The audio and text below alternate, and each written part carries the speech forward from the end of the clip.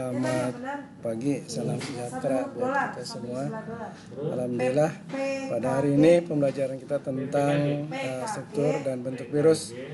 Nah, tujuannya adalah bagaimana siswa bisa mendeskripsikan ciri-ciri virus dan struktur virus, kemudian bagaimana bentuk virus dan memahami virus sebagai makhluk hidup dan bagaimana peranannya dalam kehidupan manusia. Nah, baiklah, selanjutnya kita lihat sejarah perkembangan virus.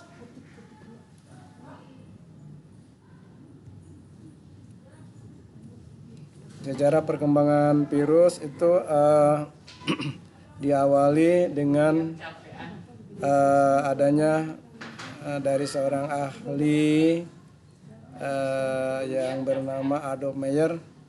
Adolf Meyer ini menemukan adanya bercak kuning pada pohon tembakau yang dikira itu adalah bakteri.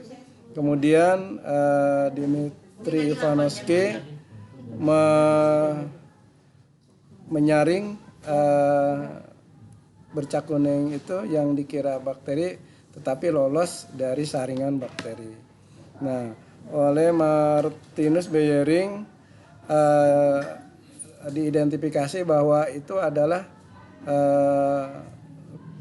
jenis penyakit yang ukurannya lebih kecil dari bakteri. Nah, kemudian oleh si Wendell Stanley dikristalkan menjadi virus, bahwa berkesimpulan bahwa penyakit itu adalah bukan bakteri tetapi virus. Nah, selanjutnya adalah bagaimana kita mempelajari ciri-ciri virus. Nah, virus itu adalah organisme aselular yang ukurannya lebih kecil dari bakteri.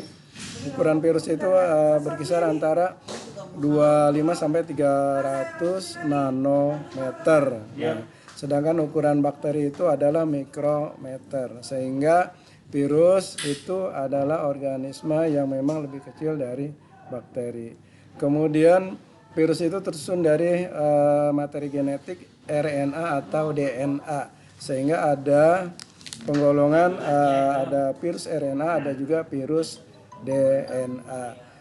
Kemudian virus itu dimasukkan ke dalam organisme perantara, karena virus bisa dikategorikan sebagai benda mati dan juga sebagai makhluk hidup. Nah, kemudian bagaimana strukturnya? Struktur yang lengkap pada virus itu adalah bakteriofag. Ya, bakteriofag itu adalah virus yang menyerang bakteri dengan susunan tubuhnya itu terdiri dari ada kepala, ada leher, ada serabut ekor, ada lempeng dasar, dan ada jarum penusuk.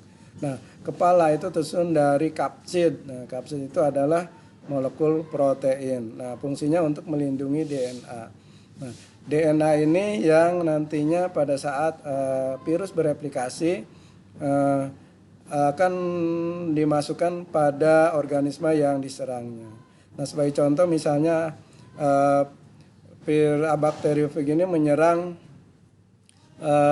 bakteri E. coli. Nah, pada saat virus menyerang bakteri E. coli, tahapannya itu adalah yang pertama adalah penempelan. Kemudian setelah proses penempelan, DNA masuk ke dalam tubuh bakteri dan menempel di DNA bakteri. Nah, karena ini siklus litik, maka DNA virus mengambil alih tugas DNA bakteri. Jadi tugas DNA bakteri diambil alih oleh DNA virus. Nah, kemudian pada akhir dari fase litik ini, dinding sel bakteri pecah sehingga virus keluar ya, dalam keadaan lengkap dan menyerang bakteri yang lain. Nah, berbeda dengan siklus lisogenik. Kalau siklus lisogenik, DNA virus itu hanya menempel pada DNA bakteri. Nah, kenapa terjadi seperti itu? Karena bakteri dalam keadaan imun. Jadi bakteri punya kekebalan sehingga virus tidak bisa mengambil alih tugas dari DNA bakteri. Nah, pada proses lisogenik itu tidak terjadi seperti pada daur litik.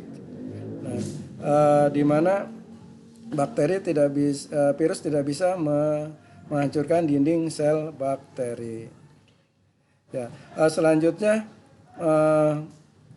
macam-macam bentuk virus ya.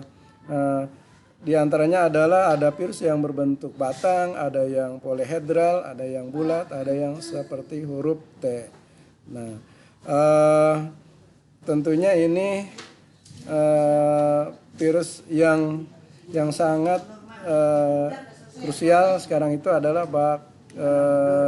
virus corona atau penyebab penyakit COVID-19. Nah, ini yang menjadi pandemi di seluruh dunia termasuk di Indonesia. Jadi kalian harus tahu apa itu virus COVID-19, bagaimana strukturnya, bagaimana cara pencegahannya, sehingga COVID itu bisa dihindari. Nah, pada umumnya pencegahan itu dengan menggunakan vaksin. Ya,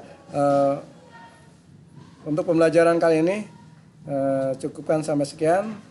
Mudah-mudahan bisa dipahami. Terima kasih. Assalamualaikum warahmatullahi wabarakatuh.